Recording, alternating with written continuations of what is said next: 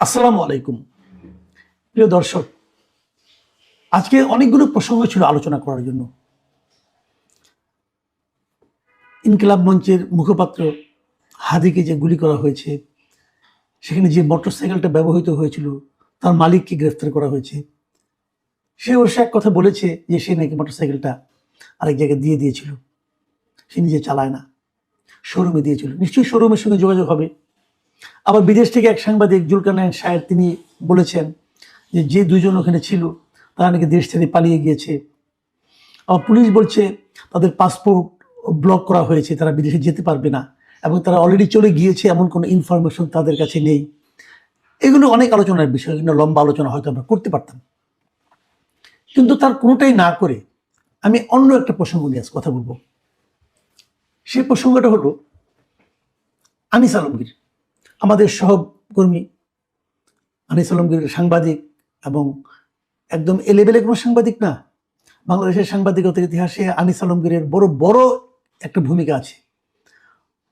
প্রথম যখন ইরাক যুদ্ধ হয় তখন আনিস আলমগীর নিজে সেখানে উপস্থিত ছিল বাগদাদে, এবং ওখানে বসে তখন তিনি আজকের কাগজে চাকরি করতেন, সেই যুদ্ধ কভার করেছেন, এবং সেই সঙ্গে বিভিন্ন টেলিভিশন ওখান থেকে উনি কিন্তু বক্তব্য দিয়েছেন। তাকে ওয়ার জার্নালিস্ট বলা হয়। বাংলাদেশে এরকম দ্বিতীয় ব্যক্তি নেই। আনিস আলমগীর বিভিন্ন সময় টক শোতে কথা বলেন, তার মতো করে কথা বলেন। আমার অনুষ্ঠানেও, আমার যে অন্য মঞ্চ নামে যে আমার একটা চ্যানেল আছে যেখানে আমি ইন্টারভিউ বিভিন্ন জনের প্রচার করি, সেখানেও আনিস আলমগীর মোটামুটি প্রতি সপ্তাহে একদিন করে আসেন, আমরা নানা বিষয়ে কথা বলি। সেই আনিস আলমগীরকে আজকে ডিবি তার বাসা থেকে নিয়ে গিয়েছে ডিবি অফিসে। বিষয়টা আমি জানলাম কিভাবে? আনিস আলমগীর নিজে আমাকে ফোন করেছিলেন। তার বাসায় যখন ডিবি ছিল, আজকে রাতে আনিস আলমগীরের সঙ্গে আমার ইন্টারভিউর কথা ছিল আমাদের ওই অন্য মঞ্চের জন্য। রাতের এরকম একটা প্ল্যান ছিল, আমাদের শিডিউল ছিল। আনিস আলমগীর আমাকে ফোন করে বললেন যে মাসুদ ভাই, আজকে রাতে আপনার সঙ্গে আমার প্রোগ্রাম করা বোধহয় হবে না। খেয়াল করুন, কথাগুলো আপনারা খেয়াল করুন। উনি কিন্তু ওনার বাসায় ডিবি এসেছে, পুলিশ এসেছে, এটা না। উনি বলছেন যে আজকে বোধহয় আপনার সঙ্গে আমার প্রোগ্রাম করাটা বোধহয় হবে না, যে আপনি অন্য একজন গেস্ট ম্যানেজ করেন। তার বাসায় ডিবি এসেছে, তার বাসায় ধানমন্ডি থানা থেকে পুলিশ গিয়েছে, ওনাকে ধরে নিয়ে যাচ্ছে। উনি কিন্তু আমার কাছে হেল্প চাচ্ছেন না। উনি বলছেন যে আমার সঙ্গে ওনার যে আলোচনাটা আজকে হওয়ার কথা ছিল, সেটা যদি আমাকে না জানিয়ে উনি চলে যায়, ওনাকে নিয়ে যায়, তাহলে আমার যে প্রবলেম হতে পারে আমার প্রোগ্রামের ব্যাপারে, উনি ওই ব্যাপারে আমাকে জানাতে ফোন করেছেন। This is called professionalism. এটা হলো পেশাদারিত্ব। তো আমি বললাম যে ডিবি অফিসে কেন? ওকে আমাকে বললো যে আমার সঙ্গে নেই কিছু জিজ্ঞাসাবাদ করবে, এই জন্য এসেছে। কেবল ডিবির লোকটার সঙ্গে ধানমন্ডি থানা থেকে পুলিশ এসেছে। তো আমি আর কি বলবো, আমি জানলাম। এখন আমার কথাটা হলো অন্য জায়গায়। এটা আনিস আলমগীর বলে কথা নয়, এটা যে কেউ হতে পারতো। আমি হতে পারতাম, আপনি হতে পারতেন। এবং বাংলাদেশে এরকম ডিবির লোক এসে বাসা থেকে কাউকে তুলে নেওয়ার ঘটনা আমরা কিন্তু কম শুনিনি, হাজার হাজার শুনেছি। এই আমলে না, আগের আমলে হতো। আগের আমলে আমরা কি দেখতাম? আপনি চিন্তা করার চেষ্টা করেন, ভাবেন। খুব বেশি দিন কিন্তু আগের না, আপনি ভুলে যাবেন না নিশ্চয়ই। আগে কি হতো? কিছু লোক গুম হয়ে যেত, এবং যত লোক গুম হতো তার 70-80% গুম হতো এভাবে, এই সাদা পোশাকে বাসায় এসে কেউ কলিং বেল টিপে সে বলল যে আমরা ডিবি থেকে এসেছি, অথবা আমরা র্যাব থেকে এসেছি, অথবা আমরা কোনো জায়গাতে এসেছি, সরকারের পক্ষ থেকে এসেছি, আপনাকে আমাদের সঙ্গে যেতে হবে, আমরা আপনাকে কিছু জিজ্ঞাসাবাদ করব। এটা কি জিজ্ঞাসাবাদের কোনো পদ্ধতি হতে পারে? আপনি আমাকে কোন বিষয়ে জিজ্ঞাসাবাদ করবেন? জিজ্ঞাসাবাদ করার জন্য আমাকে আপনি নিয়ে যাবেন, আমার কি অন্য কোনো কাজ আসলে থাকতে পারে না, অন্য কোনো প্রোগ্রাম থাকতে পারে না? আপনি মানুষের স্বাভাবিক জীবনযাপনের অধিকার থেকে আপনি তাকে বঞ্চিত করতে পারেন? আপনি হয়তো কিছু মামলার ব্যাপারে জিজ্ঞাসাবাদ করেন, তো আপনি এখানে জিজ্ঞাসা করেন। আপনি আমার বাসায় এসেছেন অনাহূত অতিথি হিসাবে, অসুবিধা নাই, আপনি আমাকে জিজ্ঞাসা করেন কি জানতে চান, আমি আপনাকে জবাব দিচ্ছি। অথবা যদি আপনার জন্য ওখানে যেতে হয়, ওই লোক যদি আমাকে জিজ্ঞাসা বা যিনি করবেন, তিনি যদি এই পর্যন্ত আসতে কষ্ট হয় ওনার, উনি আমাকে ফোন করলেই পারেন, আপনার কাছে এই বিষয়টা আমি জানতে চাই। আমাকে ওখানে নিয়ে যেতে হবে কেন? প্রথম প্রশ্ন, যদি নিয়ে যেতে হয় আমাকে কি আপনি গ্রেপ্তার করলেন, নাকি এমনি নিতে পারলেন? আপনি যদি আমাকে গ্রেপ্তার না করেন তাহলে আপনি আমাকে নিয়ে যেতে পারেন কি হিসেবে? আপনি নিয়ে যাবেন, আপনি তো আমাকে বর্ণনা করতে হবে। তারপরে কথা হলো, আমাকে কি আপনি কোনো গ্রেপ্তারি পরোয়ানা দেখিয়েছেন? কেউ দেখায়, কেউ দেখায় না। এটা যদি আমি পৃথিবীর যে কোনো সভ্য দেশকে বলি, তারা কি বলবে আইনকে এইভাবে চলা উচিত, চলতে দেওয়া উচিত? এগুলি শেখ হাসিনার আমলে চলতো। শেখ হাসিনা এগুলো করতেন, ওরা সুবিধার জন্য করতেন, ওরা স্বৈরাচারী শাসনকে টিকিয়ে রাখার জন্য করতেন। কাউকে নিয়ে গেল, পরে জিজ্ঞাসাবাদ করলাম ডিবি নিয়ে গেছে, বলছি না আমরা কাউকে আনিনি, কেউ আর কাউকে আনেনি, ওই লোকটা হাওয়া হয়ে গেল।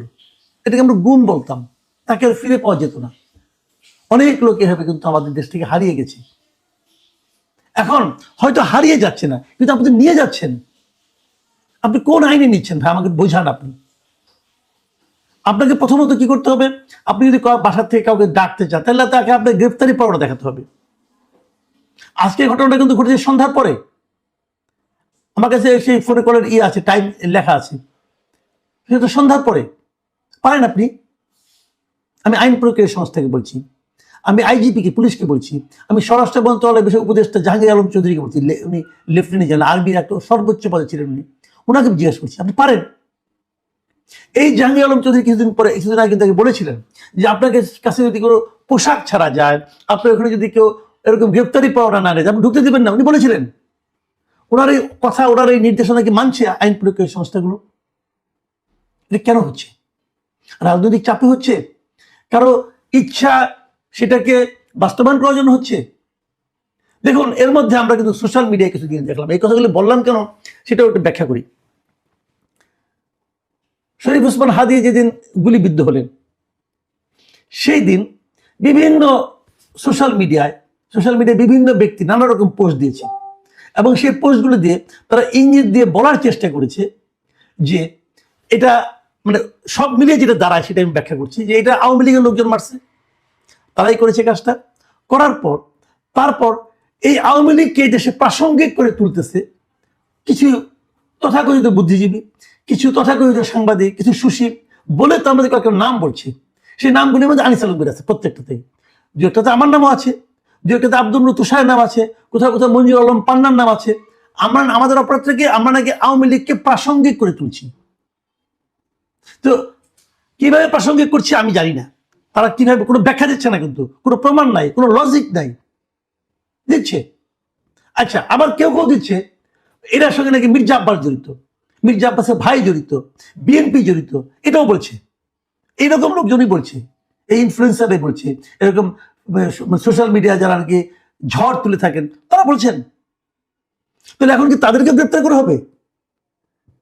বললেই হলো, বলে দিলাম অমুক অমুক অমুক আছে, ওখানে 4 জনের নাম আছে, 5 জনের নাম বলে সমস্যাটা কি?